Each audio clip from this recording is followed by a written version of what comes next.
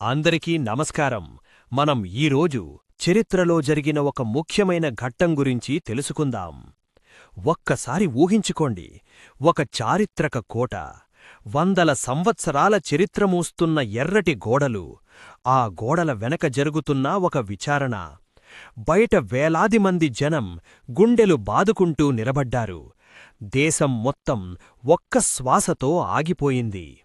సంవత్సరం 1945. స్థలం ఢిల్లీలోని లాల్ఖిలా, రెడ్ ఫోర్ట్. బ్రిటిష్ ప్రభుత్వం ఒక కోర్ట్ మార్షల్ పెట్టింది. లక్ష్యం భారతీయులకు మరింత భయపెట్టడం, మాకు ఎదురు తిరిగితే ఇదే గతి అని సందేశం పంపడం. కాని జరిగింది వేరే విధంగా ఉంది. రెడ్ ఫోర్ట్ ట్రయల్స్ ఎందుకు జరిగాయి? నిందితులు ఎవరు? రెడ్ ఫోర్ట్ వద్ద అప్పుడు పరిస్థితి ఎలా ఉంది? మరియు ఇదంతా 1947 భారత స్వాతంత్ర్యానికి ఎలా దారితీసింది అని మనం ఈ వీడియోలో తెలుసుకుందాం. దయచేసి ఈ వీడియో చివరి వరకు స్కిప్ చెయ్యకుండా చూడండి. మనం వినే ప్రతి గొప్ప కథ మనలో ఒక కొత్త ఆలోచనను రేకెత్తిస్తుంది. చరిత్రలో మరుగున పడిపోయిన వీరుల గాథలను, మనకు స్ఫూర్తినిచ్చే నిజాలను రేపటి తరానికి అందించడమే ఈ ఛానల్ ముఖ్య ఉద్దేశ్యం.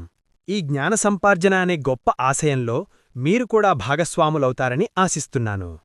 కంటెంట్ నచ్చితే తప్పకుండా సబ్స్క్రైబ్ చేసుకోండి. మనమంతా కలిసి ఒక పాజిటివ్ కమ్యూనిటీని నిర్మిద్దాం. ఇక ఆలస్యం చేయకుండా వీడియోలోకి వెళ్ళిపోదాం. 1940ల ప్రారంభం. ప్రపంచం మొత్తం యుద్ధంలో మునిగిపోయింది. అది రెండవ ప్రపంచ యుద్ధం. 1941 నుండి 1942 వరకు జపాన్ సైన్యం మలేషియా మరియు సింగపూర్ను ఆక్రమించింది. అక్కడున్న బ్రిటిష్ ఇండియన్ ఆర్మీ సైనికులు పెద్ద సంఖ్యలో ప్రిజనర్స్ ఆఫ్ వార్ అయ్యారు, అంటే యుద్ధ ఖైదీలు. 1941 డిసెంబర్, పంజాబ్ రెజిమెంట్లో అధికారిగా ఉన్న కెప్టెన్ మోహన్ సింగ్ జపాన్కు లొంగిపోయాడు. జపాన్ ఆర్మీ అధికారి మేజర్ ఫుజివారా ఒక కొత్త ఆలోచనను ప్రతిపాదించాడు. ఈ POW సైనికులతో ఒక స్వతంత్ర భారత సైన్యాన్ని తయారు చేయడం. కొంతకాలం తర్వాత ఆ ఉద్యమానికి ఒక మహానాయకుడొచ్చాడు, నేతాజీ సుభాష్ చంద్రబోస్. ఆయన నాయకత్వంలో ఈ సైన్యం ఆజాద్ హింద్ ఫౌజ్గా మారింది. లక్ష్యం ఒక్కటే, బ్రిటిష్ సామ్రాజ్యాన్ని భారతదేశం నుండి తరిమికొట్టడం. వేలాది భారతీయులు ఈ సైన్యంలో చేరారు. జపాన్ సహాయంతో వారు భారత సరిహద్దుల వరకు వచ్చారు. ఇంఫాల్ యుద్ధం ఆ పోరాటానికి కీలక ఘట్టం. చలో ఢిల్లీ, నేతాజీ కల, రెడ్ ఫోర్ట్పై భారత జెండా ఎగురువేయడం. కాని యాక్సిస్ పవర్స్ యుద్ధంలో ఓడిపోయాయి. యుద్ధం ముగిసింది. INA సైనికులు బ్రిటిష్ చేతుల్లో పడిపోయారు. బ్రిటిష్ ప్రభుత్వం ఒక నిర్ణయం తీసుకుంది, ట్రయల్స్. INA సైనికులను దేశద్రోహులుగా చూపించాలని వాళ్లు నిర్ణయించారు. ఈ ట్రయల్స్ కోసం ఒక చారిత్రాత్మక స్థలాన్ని ఎంచుకున్నారు, రెడ్ ఫోర్ట్. అదే కోటలో 1857 తిరుగుబాటు తరువాత చివరి మొఘల్ చక్రవర్తి బహదూర్ షా జఫర్ను కూడా విచారించారు.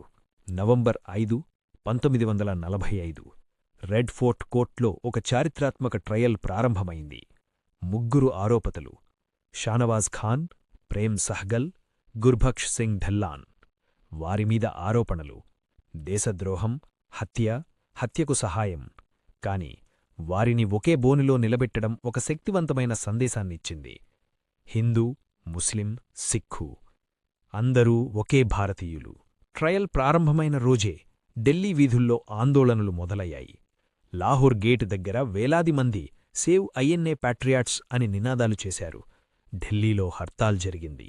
విద్యార్థులు వీధుల్లోకొచ్చారు. దేశం మొత్తం ఒకే నినాదం వినిపించింది, జై Hind. Congress party INA defence committee ఏర్పాటు చేసింది. జవహర్లాల్ నెహ్రూ స్వయంగా న్యాయవాది దుస్తులు ధరించి కోర్టులో నిలబడ్డాడు. దేశం మొత్తం ఈ ట్రయల్ వైపు చూస్తోంది.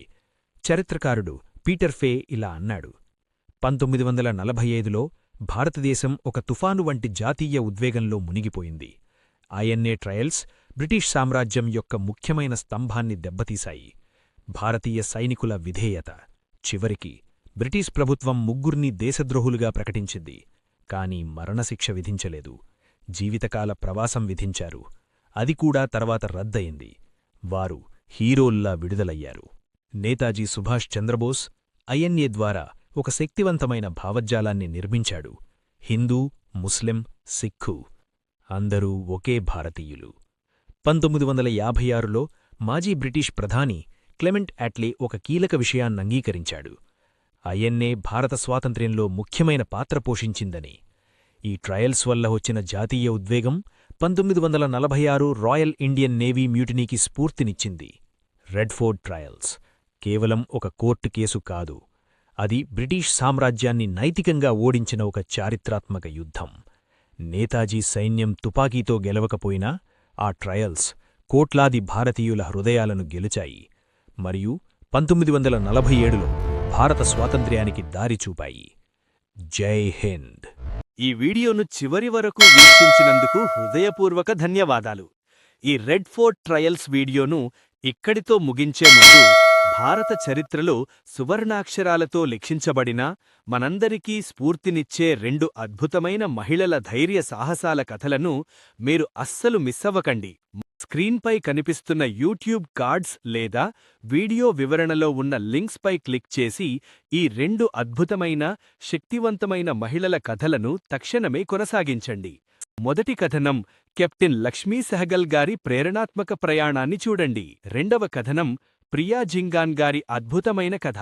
ఇండియన్ ఆర్మీలో తొలి మహిళా క్యాడెట్గా ఆమె అంకితభావం, పట్టుదల మరియు కఠోర శ్రమ మన దేశ యువతకు గొప్ప స్ఫూర్తినిస్తుంది. మీరు ప్రస్తుతం వీక్షిస్తున్న స్క్రీన్పై కనిపిస్తున్న యూట్యూబ్ కార్డ్స్ లేదా వీడియో వివరణలో ఉన్న లింక్స్పై క్లిక్ చేసి ఈ 2 అద్భుతమైన, శక్తివంతమైన మహిళల కథలను తక్షణమే కొనసాగించండి.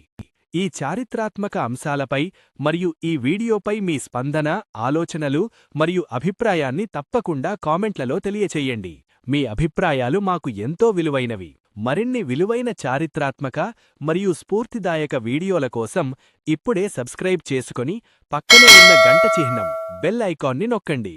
దయచేసి ఈ వీడియోని లైక్ చేసి ఈ గొప్ప కథనాలు మీ ఫ్రెండ్స్, కుటుంబ సభ్యులకు చేరేలా తప్పకుండా షేర్ చేయండి. మీ సహకారం మమ్మల్ని మరింత మంచి కంటెంట్ అందించడానికి ప్రోత్సహిస్తుంది. ధన్యవాదాలు.